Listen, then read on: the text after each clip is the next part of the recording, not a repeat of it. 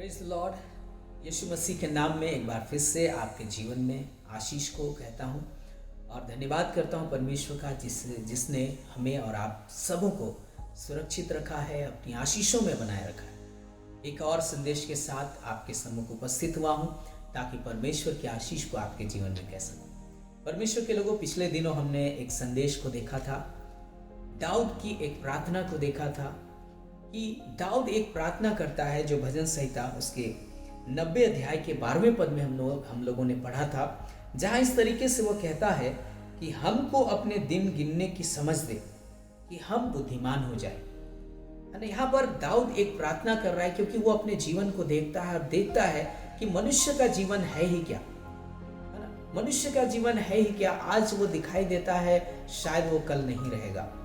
इसीलिए वो प्रार्थना करता है और अपने जीवन में परमेश्वर से दुहाई देता है और कहता है, हे परमेश्वर, हमें अपने दिन गिनने की समझ दे। और परमेश्वर के लोगों, आज हमें भी आवश्यक है कि हम भी अपने जीवन के दिनों को गिने, है ना। कहने का मतलब है हर दिन हमारा जीवन ऐसे जिए जैसे हम परमेश्वर के लिए अपने आप को तैयार करते हुए जिए, है ना। और आज बहुत जरूरी हो जाता है कि हमारा जीवन भी हर दिन का जीवन बड़े ही सावधानी पूर्वक होना चाहिए। और यही कारण से आज मैं इस संदेश में आगे थोड़ा लेकर के जाना चाहता हूं। यहाँ पर हमने पढ़ा था, तो यहाँ पर दाऊद एक बात को कहता है, इसमें एक शब्द आया है, लिखा है, हमको अपने दिन गिनने की समझ दे कि हम बुद्धिमान हो जाएं।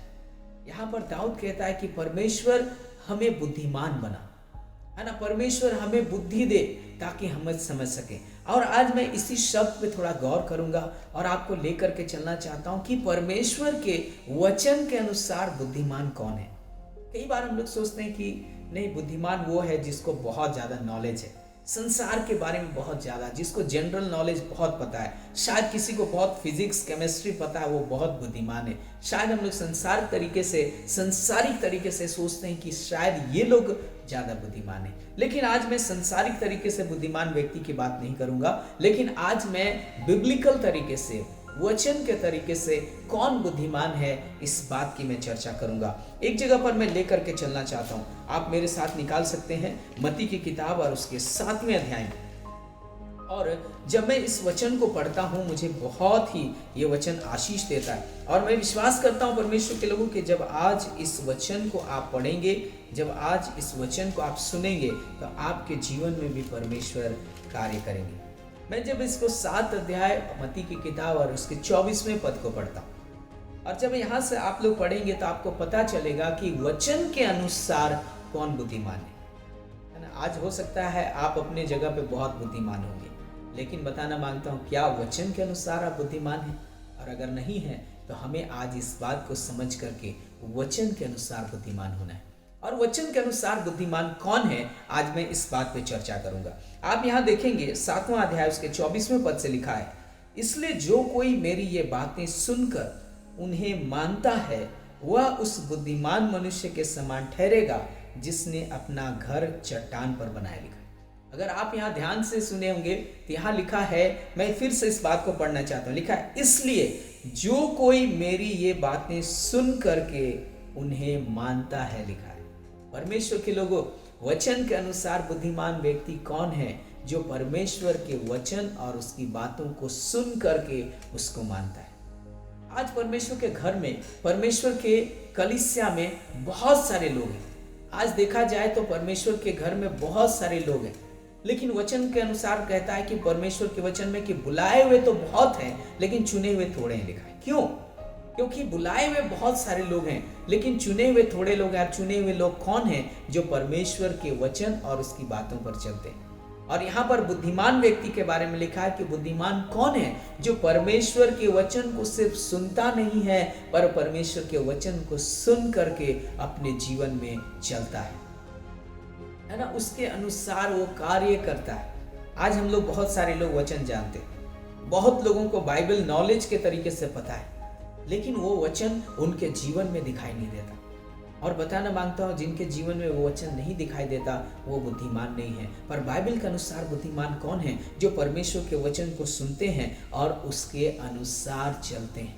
परमेश्वर के लोगों, क्या हम लोग परमेश्वर के वचन के अनुसार चलते हैं? आप शायद कहते होंगे कि मैं बुद्धिमान हूं, लेकिन अगर आप परमेश्वर के वचन को सुनकर अगर उसके अनुसार नहीं चलते, इसका मतलब है कि आप बुद्धिमान नहीं है। संसार के लिए आप बुद्धिमान हो सकते हैं, लेकिन परमेश्वर के वचन के अनुसार आप बुद्धिमान नहीं हो सकते। अगर परमेश्वर के वचन के अनुसार अगर आपको बुद्धिमान होना है, तो आपको परमेश्वर के वचन को सुनना होगा और उस पे चलना होगा। क्योंकि आगे देखिए फिर लिखा है, वह उस बुद्धिमान मनुष्य के समान ठहरेगा जिसने अपना घर चट्टान पर बनाया। लिखा है।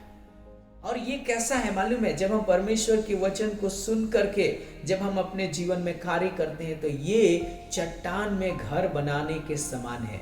चट्टान में घर बनाने के समान है ना? वचन को सुनना और उस पर चलना मतलब हम अपने घर को चट्टान में बना रहे हैं, है ना? ऐसे जगह पे बना रहे हैं जो कभी नहीं गिरेगा। क्योंकि आगे लिखा है, और मेघ बरसा और बाढ़ें आई और आंधियां चली और उस घर से टकराई, फिर भी वह नहीं गिरा, क्योंकि उसकी नींव चट्टान में डाली गई थी। परमेश्वर के लोगों, बताना मांगता हूं कि अगर आज आप बुद्धिमान हैं तो आपका घर कभी नहीं गिरेगा, क्योंकि बुद्धिमान व्यक्ति वो है जो परमेश्वर के वचन को सुनकर उस पर चलता है।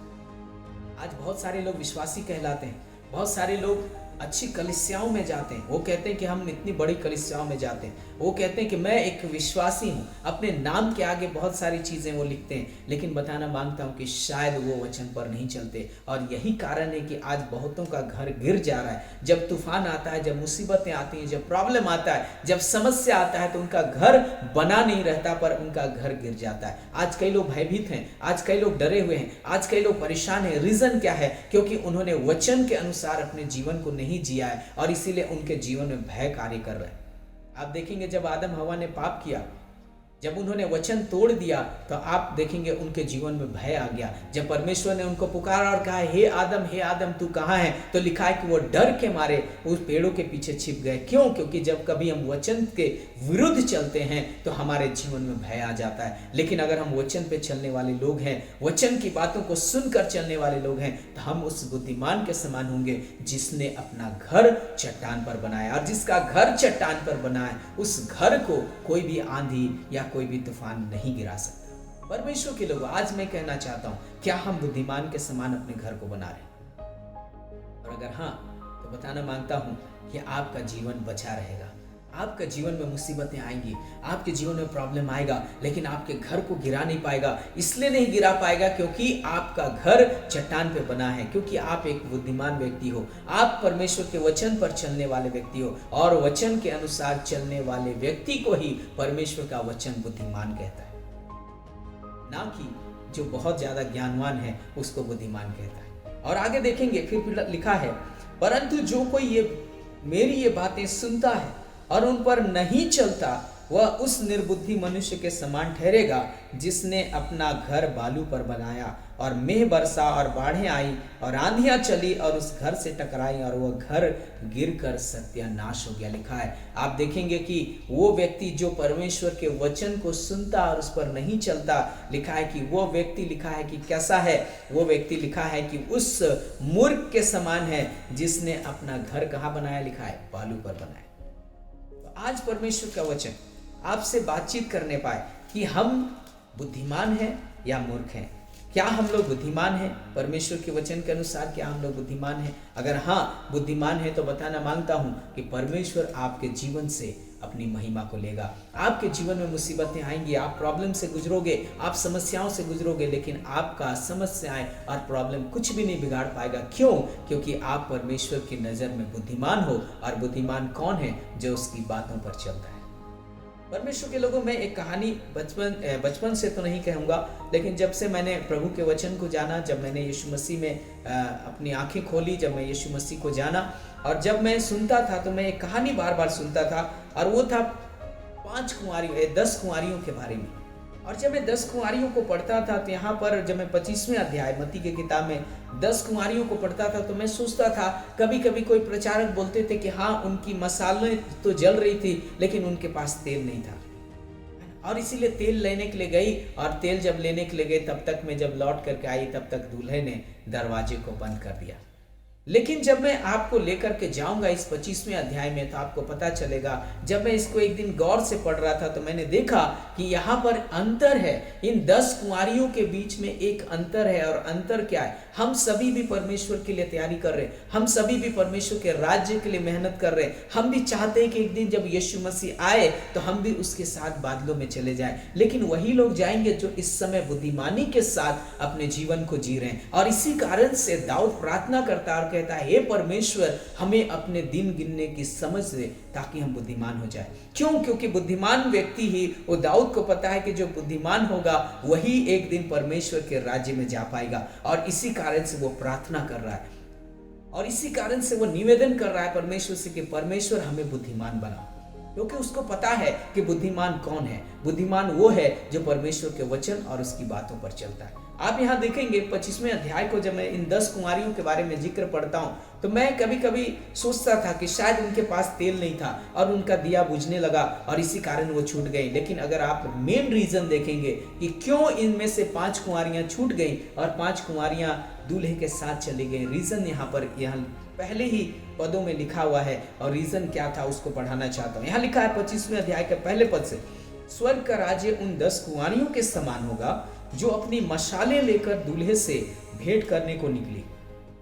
दूसरे पद में आंसर लिखा है, दूसरे पद में लिखा है उनमें से 5 मूर्ख और 5 समझदार थी, लिखा है। हालेलुया। परमेश्वर के लोगों, मालूम है हम लोग कई बार मसाल की तरफ देखते हैं, हम बोलते हैं तेल नहीं था उनके पास, अच्छा मसाल बुझ रहा था, हाँ ठीक है वो हो सकता है रीजन। लेकिन आपको बताना मांगता हूं इनका मेन जो रीजन था वो था कि उनमें से 5 जो थी मूर्ख थी और 5 समझदार थी, लिखा है। और मूर्ख कौन है? जो परमेश्वर की, मतलब कि ये जो 5 कुंवारियां थी, है ना, ये 5 कुंवारियां, मालूम है कई बार कुंवारियां कलीसिया को दिखाता है, विश्वासी के जीवन को दिखाता है ना। हम में से भी आप देखिएगा इस संसार के अंदर में ढेरों कलीसियाएं हैं, ढेरों विश्वासी पाए जाते हैं। लेकिन आप देखिएगा कि कुछ ही विश्वासी हैं जो परमेश्वर के नजर में बुद्धिमान हैं, जो परमेश्वर के वचन और उसकी बातों पर चलते हैं। लेकिन आधे से अधिक बहुत सारे ऐसे लोग हैं जो कलीसिया तो हैं, जो विश्वासी तो हैं, लेकिन आज वो लोग वचन के अनुसार नहीं चलते। उन्होंने अपना एक नियम बना लिया है, उन्होंने अपना एक रीति विधि बना लिया है और उसके अनुसार वो अब चल रहे। लेकिन याद करिए कि मैं किसी कलीसिया के विरोध में नहीं हूं, लेकिन मुझे इस बात का दुख होता है कि कई बार हम लोग परमेश्वर का नाम तो लेते हैं लेकिन हम परमेश्वर की बातों को दूर रखते हैं अपने जीवन से। और आप यहाँ देखेंगे कि यहाँ पर ये लोग जो हैं, है ना, यहाँ पर जो 10 कुंवारियां हैं जिनमें से 5 जो हैं, है ना, ये लोग भी दूल्हे से मिलना चाहती हैं, है ना। जो छूट गई वो लोग भी चाहते हैं कि हम दूल्हे के साथ एक दिन वहां चले जाएं। और मैं समझता हूं कि इस संसार में जितने विश्वासी हैं, जितनी कलीसियाएं हैं, सभी लोग चाहते हैं कि एक दिन जब यीशु मसीह आए तो हम उसके साथ चले जाएं। लेकिन कहना चाहता हूं परमेश्वर के लोगों, कहीं आप अपने आप को धोखा तो नहीं दे रहे कि आप सोच रहे हैं कि मैं तो बुद्धिमान हूं, लेकिन आपको पता ही नहीं है कि बुद्धिमान है कौन। क्योंकि परमेश्वर के वचन के अनुसार आपके मानने से आप बुद्धिमान नहीं होंगे, लेकिन परमेश्वर के वचन के अनुसार अगर आप चलते हैं तब आप बुद्धिमान होंगे। आज मैं आपसे कहना चाहता हूं, है ना, आप चाहे किसी भी कलीसिया के क्यों ना हो, आप चाहे कहीं के भी क्यों ना हो, लेकिन आपसे कहना चाहता हूं, क्या हम और आप परमेश्वर के वचन के अनुसार चलते हैं?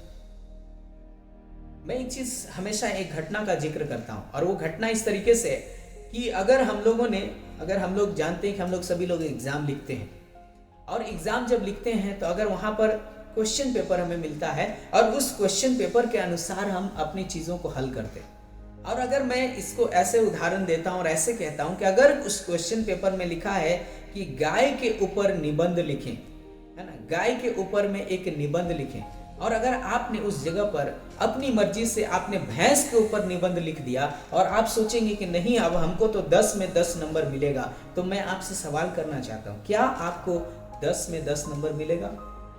आप कहेंगे नहीं, भैंस भी तो दूध देता है, अच्छा भैंस का भी तो 4 ठो पैर होता है ना, भैंस का भी तो 2 ठो कान होता है, भैंस का भी तो 2 ठो आंख होता है। लेकिन मालूम है आपका आंसर गलत होगा। क्यों? क्योंकि आपने क्वेश्चन के अनुसार अपने आंसर को नहीं दिया।